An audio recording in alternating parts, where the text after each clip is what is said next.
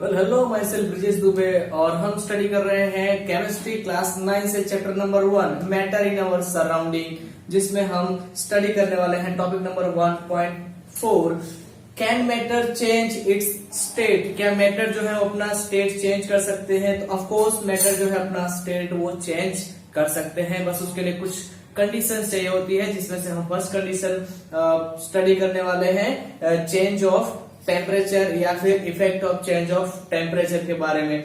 तो ये हम सभी जानते हैं कि जो लिक्विड होता है या वाटर होता है, ठीक है, तो वाटर जो है वो तीनों के तीन स्टेट में एग्जिस्ट होता है, जो हम प्रीवियस स्टडी कर चुके हैं। दैट इज वाटर यानी कि लिक्विड में फॉर्म में होता है, आइस जो है वो सॉलिड फॉर्म में होता है, और वाटर वेपर जो गैसेस के फॉर्म में होती है। तो हम आज यहाँ पर वही स्टडी करने वाले हैं, जिसमें से हम फर्स्ट ऑफ ऑल देखेंगे कि सॉलिड यानी कि आइस में से कन्वर्जेशन देखेंगे लिक्विड में, ठीक है।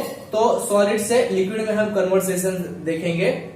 तो सॉलिड में से जब लिक्विड में कन्वर्ट होता है आइस, ठीक है, तो उसको क्या करना पड़ता है, उसको मेल्ट करना पड़ता है, that is melting point. Melting point क्या होता है, यानी कि कोई ऐसा टेम्परेचर कि जिस टेम्परेचर पर आइस जो है वो वाटर में कन्वर्ट हो जाए, ठीक है। तो what is melting point? The temperature at which a solid melt to form liquid at atmospheric pressure is called melting point, ठीक है। यहाँ जो ये वर्ड आया है, ठीक है, ये एटमॉस्फेरिक प्रेशर, ठीक है। सो ये एटमॉस्फेरिक प्रेशर ये रिमेंबर रखना है, डेफिनेशन में से ये जाना नहीं चाहिए। एटमॉस्फेरिक प्रेशर क्या होता है? तो अगर हम एटमॉस्फेयर और प्रेशर दोनों को अगर हम डिवाइड करके देखें तो एटमॉस्फेयर, ठीक है, हमारे अर्थ के आसपास क्या है, एटमॉस्फेयर है, उसका प्रेशर, ठीक है।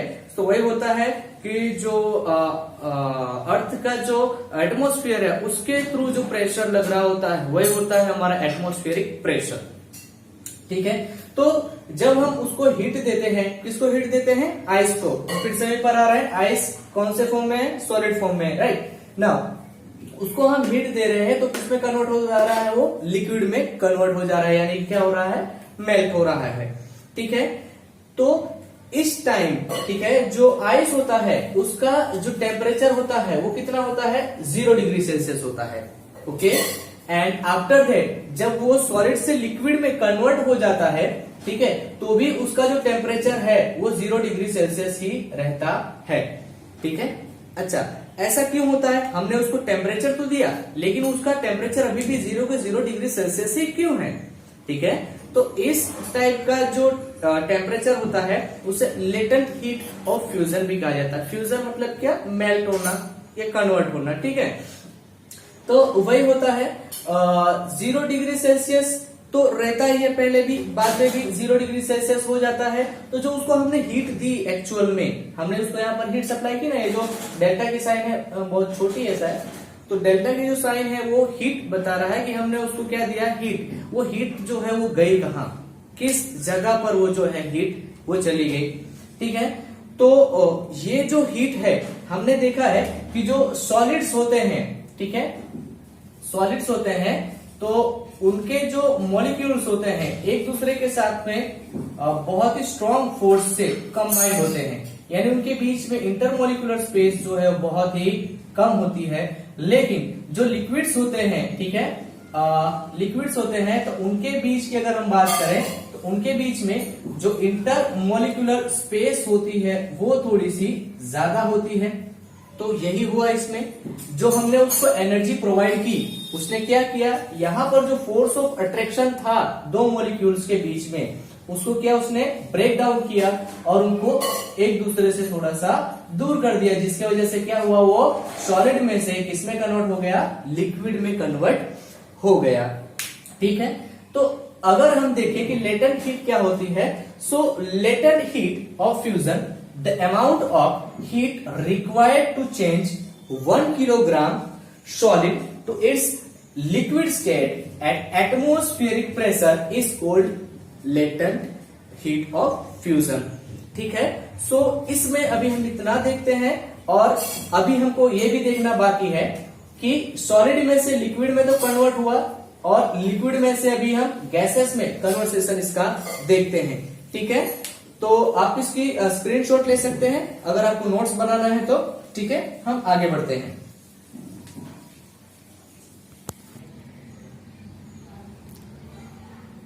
ओके गाइस, तो अब हम थोड़ा आगे बढ़ते हैं। नेक्स्ट जो हमारा है बॉइलिंग पॉइंट। तो बॉइलिंग पॉइंट क्या होता है? The temperature at which a liquid boil to form vapours at atmospheric temperature is called boiling point. ठीक है, तो इसे बॉइलिंग पॉइंट कहा जाता है। किसको? तो जिस टेम्परेचर पर लिक्विड जो है वो बॉईल होने लगता है या वाटर जो है वो बॉईल होने लगता है और वेपर में कन्वर्ट होने लगता है, तो उस टेम्परेचर को, जिस भी टेम्परेचर पर वो स्टार्ट होता है बॉईल होना यानी वेपर में कन्वर्ट होना, उस टेम्परेचर को क्या कहा जाता है? बॉइलिंग पॉइंट कहा जाता है। तो जैसे हमने अभी देखा कि मेल्टिंग पॉइंट था, तो वहां पर क्या था?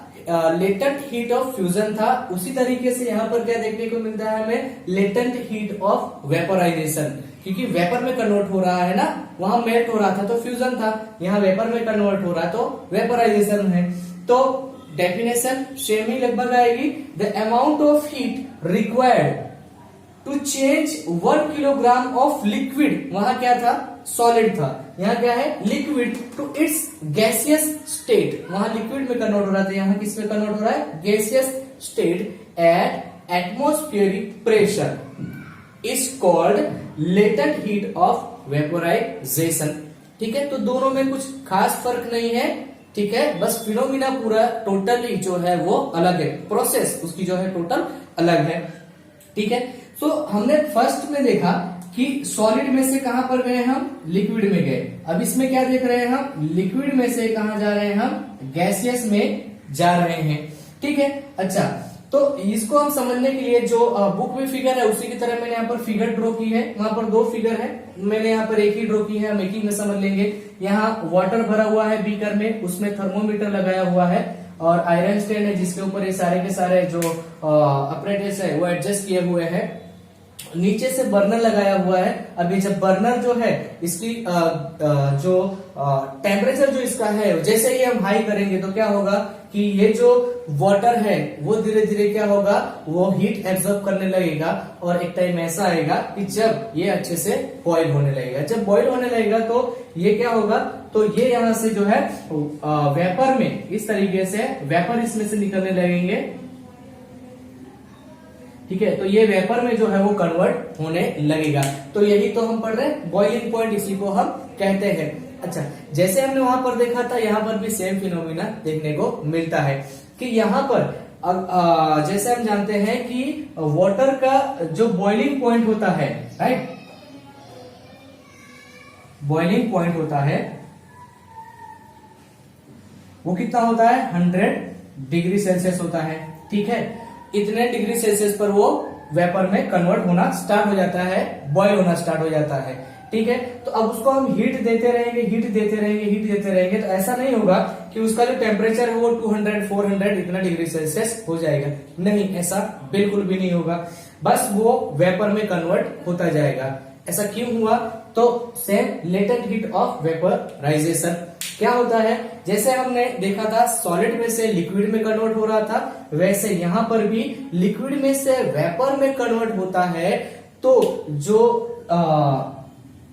लिक्विड्स होते हैं, ठीक है, लिक्विड्स होते हैं, तो जो उनके इंटर मॉलिक्यूलर जो स्पेस होता है, उनके बीच में जो फोर्स ऑफ अट्रैक्शन होता है, ठीक है, तो उसको, वो जो फोर्स ऑफ अट्रैक्शन होता है उसको ब्रेक डाउन करता है और उसको वेपर में कन्वर्ट कर देता है, यानी कि जो स्पेस है वो बढ़ा देता है। और ये जो इसको हीट मिलती है वो कहां जाती है?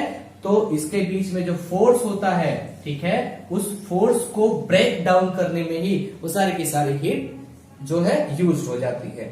ठीक है, तो यहां पर हमने देखा सॉलिड से लिक्विड, लिक्विड से गैसेस। तो अगर इसका हम उल्टा करते हैं, गैसेस से लिक्विड, लिक्विड से सॉलिड, ठीक है ना, क्या करना पड़ेगा? अगर वाटर है तो उस वाटर को अगर हम सॉलिड में है, ठीक है, लाइक आइस, आइस से हमने उसको कन्वर्ट किया वाटर में और उसको फिर से हमने बॉईल किया तो किसमें हो गया, वेपर में। उस वेपर को कूल करेंगे तो क्या होगा, फिर से लिक्विड मिलेगा यानी वाटर मिलेगा, और उस वाटर में से फिर से उसको अगर कूल करते हैं तो क्या मिल रहा है हमको, यहाँ पर फिर से आइस मिल जाएगा।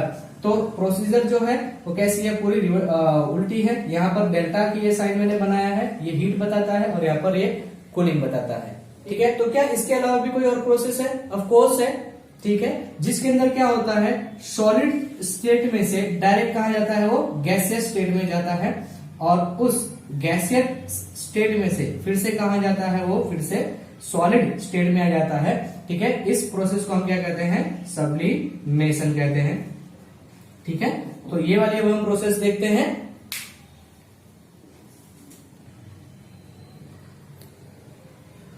ओके, तो नेक्स्ट हमारा है सब्लिमेशन। तो जैसे कि मैंने बात की, सब्लिमेशन क्या होता है, so the change of solid directly into vapours on heating and vapour into solid on cooling without passing through the intervening liquid state is called sublimation.